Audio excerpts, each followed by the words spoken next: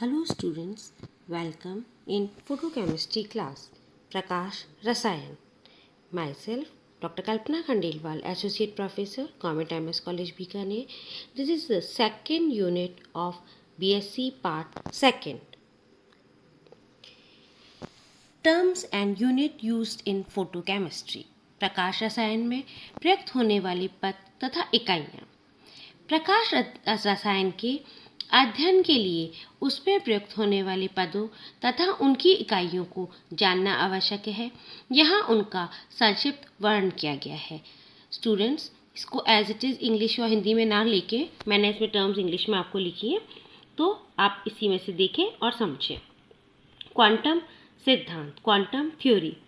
Planck के quantum सिद्धांत के अनुसार किसी विद्युत चुंबकीय विकिरण की ऊर्जा केवल अभिलाक्षणिक क्वांटम इकाइयाँ क्वांटम यूनिट की पूर्णांक संख्या के रूप में उपलब्ध होती हैं. प्लांक के नियम अनुसार विकिरण की ऊर्जा क्वांटम को निम्न प्रकार से प्रस्तुत किया जा सकता है. E=hν. यह अवशोषित या उत्सर्जित विकिरण की आवृत्ति है तथा h एक स्थिरांक है जिसे कि प्लांक स्थिरांक या क्रिया स्थिरांक एक्शन कांस्टेंट कहते हैं. विकिरण की एक एवोगाड्रो संख्या एवोगाड्रोस नंबर को nhν द्वारा प्रदर्शित करते हैं तथा इसे विकिरण का आइंस्टीन कहते हैं. क्वांटम ऊर्जा को अर्ग या इलेक्ट्रॉन वोल्ट प्रति फोटोन के रूप में व्यक्त करते हैं, जबकि आइंस्टीन मान को जूल या कैलोरी प्रति मोल के व्यक्त करते हैं. सेकेंड, प्लांक स्थिरांक प्लांक्स कांस्टेंट. प्लांक स्थिरांक को h से प्रदर्शित करते हैं तथा इसका मान 6.6237 × 10⁻⁻27 अर्ग्स पर सेकेंड होता है. फ्रीक्वेंसी, आवृत्ति. एक बिंदु में से प्रति सेकंड गुजरने वाली तरंगों की संख्या को उस तरंग की आवृत्ति कहा जाता है. इसे न्यू द्वारा प्रदर्शित किया जाता है. इसकी इकाई हर्ट्ज या प्रति सेकंड -1 होती है. यह प्रकाश के वेग तथा तरंग दैर्ध्य से निम्न प्रकार से संबंधित है. New c/λ. तरंग दैर्ध्य, वेवलेंथ. किसी तरंग की दो निकटतम गतों या दो निकटतम शिखरों क्रेस्ट के बीच की दूरी को तरंग दैर्ध्य कहा जाता है. इसे लैम्ब्डा द्वारा प्रदर्शित किया जाता है. इसकी इकाई सेंटीमीटर, माइक्रोन तथा एंगस्ट्रॉन होती है. 1 एंगस्ट्रॉन =10⁻⁻8 सेंटीमीटर और =10⁻⁻10 मीटर. 1 मिलीमाइक्रोन =10 angstrom =10⁻7 centimetre. स्टूडेंट्स, ये कन्वर्जन हमें अच्छे से ध्यान रखने हैं क्योंकि जब हम न्यूमेरिकल्स करेंगे तो हमें ये कन्वर्जन आने चाहिए. तरंग संख्या, वेव नंबर. 1 सेंटीमीटर में किसी तरंग की तरंग दैर्ध्यों की संख्या को उस तरंग की तरंग संख्या या वेव नंबर कहा जाता है. इसे न्यू ऊपर बार द्वारा प्रदर्शित किया जाता है. इसकी इकाई पर सेंटीमीटर होती है. ध्यान रहे कि सेंटीमीटर के स्थान पर मीटर लिया जाए तो इसकी इकाई पर मीटर हो जाती है. स्पष्ट है कि यह तरंग दैर्ध्य का व्यक्तक्रम है, अर्थात न्यू बार =1/λ पर सेंटीमीटर. तरंग का वेग, वेलोसिटी ऑफ वेव. किसी तरंग द्वारा एक सेकंड में तय की गई दूरी को उस तरंग का वेग कहा जाता है. इसे c द्वारा प्रदर्शित किया जाता है. इसकी इकाई सेंटीमीटर पर सेकंड या मीटर पर सेकंड होती है. इसका मान 3 × 10⁻10 सेंटीमीटर पर सेकंड या 3 × 10⁸ मीटर पर सेंटीमीटर है. स्पष्ट है कि यह तरंग दैर्ध्य तथा आवृत्ति के गुणनफल के बराबर होता है. अतः c = λ × न्यू, अर्थात 1/λ न्यू बार और ν/c. सभी प्रकार के विद्युत चुम्बकीय विकिरणों का वेग एक समान होता है केवल उनकी तरंग दैर्घ्य या तरंग संख्या तथा आवृत्ति में अंतर होता है। ये ध्यान रखें बच्चों। नाउ आयाम, एम्पलीट्यूड, तरंग की गति की गहराई या शिखर की ऊंचाई को आयाम कहा जाता है। इसे ए द्वारा प्रदर्शित किया जाता है। इसके तरंग की तीव्रता का निर्धारण किया जाता है। पदार्थ एवं विकिरणों की अंतर क्रिया।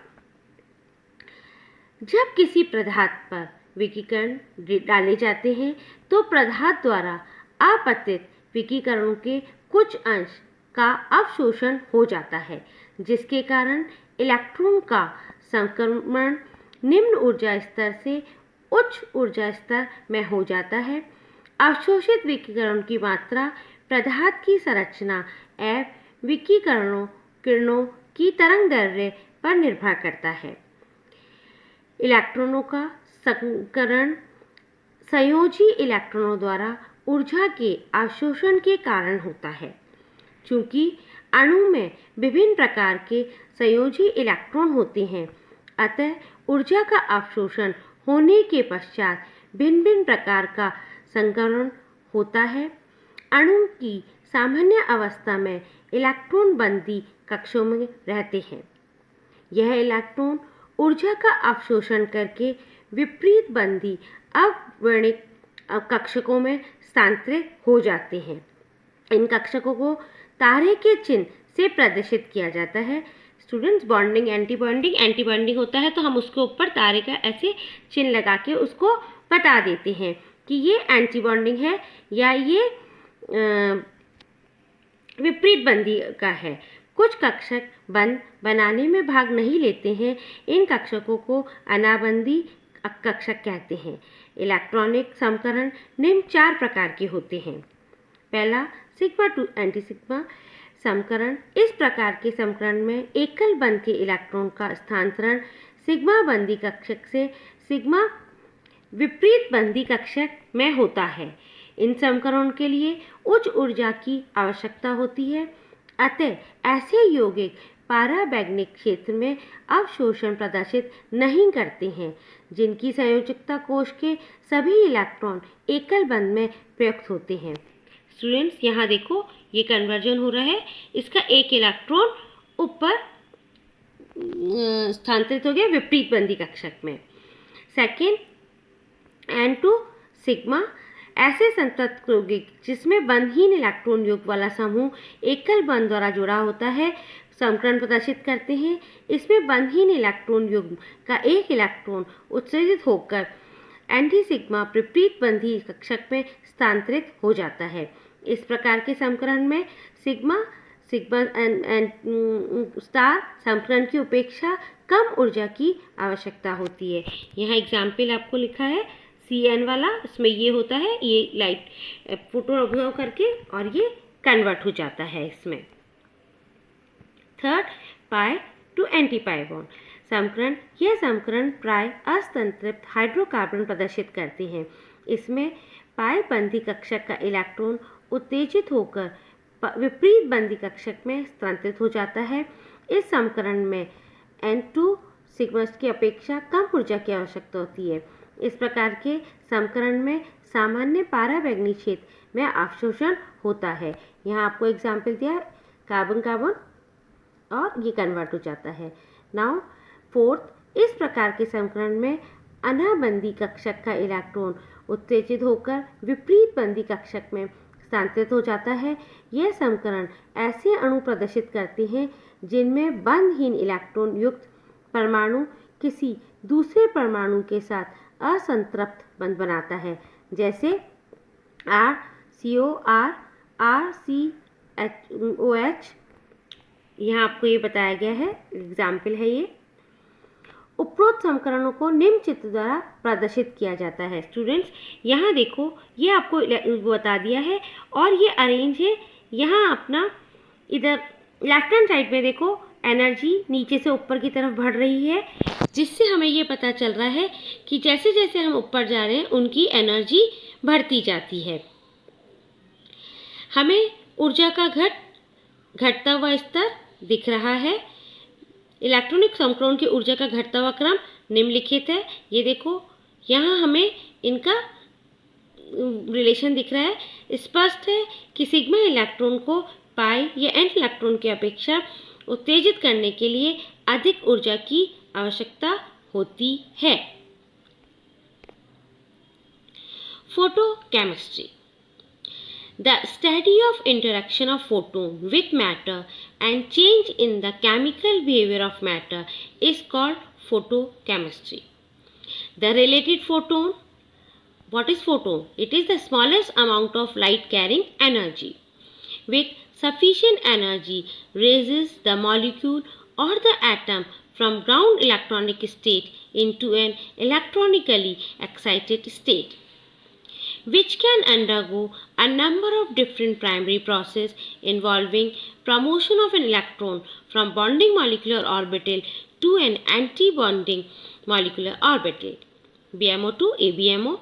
In other words, the study of chemical reaction in which the excited species dissociate, isomerize, rearrange, or react with another molecule that may occur under the influence of electromagnetic radiation or photon.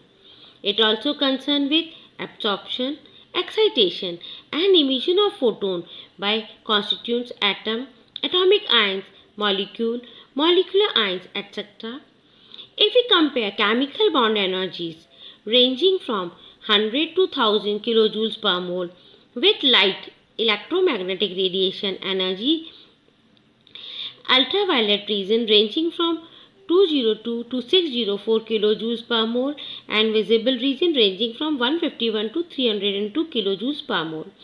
And the study the range vacuum ultraviolet and visible region is expected to induce chemical reaction chiefly involved in such reactions. Photochemistry has a great importance in life by using natural radiation. Natural complexes such as protein and nucleic acid occur through photochemical reactions. Some chemical reactions take place in the Earth's atmosphere, stratosphere, initiated by radiation and modified by suspended particles. For example, formation of ozone from oxygen, formation of vitamin D, and formation of smoke and the skin cancer inducing reaction take place through photochemical reaction. They are very peculiar in supporting life on earth. Students, ये आपको मैं हिंदी में बता देती हूँ कि ये हम कहना चाह रहे हैं कि फ़ोटोकेमिस्ट्री हमारी लाइफ में बहुत इम्पॉर्टेंट रोल अदा करता है। बहुत सारी नेचुरल कॉम्प्लेक्सेस हैं, प्रोटीन्स हैं, न्यूक्लिक एसिड्स हैं जो कि फोटोकेमिकल रिएक्शन के द्वारा बनते हैं। बहुत सारी रिएक्शंस हमारी अर्थ स्ट्रेटोस्फीयर में भी हो रही हैं, जैसे कि formation of ozone from oxygen, oxygen से ओजोन का बनना, विटामिन डी का बनना, स्मोक का बनना, स्किन कैंसर, ये सारे फोटोकेमिकल रिएक्शन के द्वारा ही होते हैं। They are very peculiar in supporting life on earth. Some example of industrially viable photochemical synthesis may be synthesis of vitamin D from ergosterol isolated from certain, synthesis of cubanes which are antiviral agent, industrial synthesis of caprolactam, the monomer for nylon 6, manufacture of cleaning solvent, insecticides and halogenated aromatics used as synthetic intermediates by photochlorination and synthesis of antioxidants by photochemistry. Now, introduction of radiation with matter. A particular molecule, when interact with electromagnetic radiation, it absorbs radiation of certain wavelength or frequency. The frequency of radiation absorbed by a molecule is given by Bohr's frequency rule. Nu is equals to E2 minus E1 upon H, where E1 and E2 are energy of final and initial state. The energy absorbed is expressed in terms of Einstein. This diagram shows the electromagnetic spectrum. Energy of photons can be explained with the help of following law proposed by Einstein. Einstein gives E is equals to h nu or h is equals to hc upon lambda. H is a Planck's constant, c is the speed of light, lambda is wavelength and nu is frequency. According to Einstein equivalence principle, one particle of a chemical substance can absorb only one photon from electromagnetic radiation beam, that is E is equals to h nu. But for 1 mole of chemical substance, the law changes as E is equals to n h nu, where n is a Avogadro's number. 1 Einstein is equals to n hc upon lambda.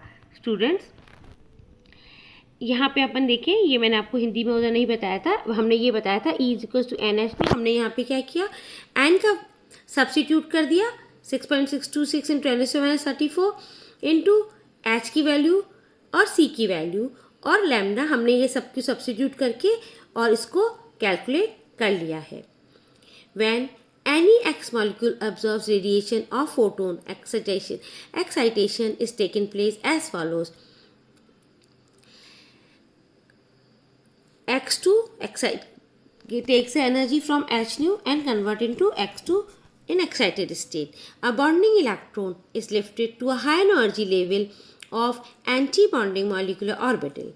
The mechanism of excitation is as follows. This is excited, excess energy transferred to the surrounding.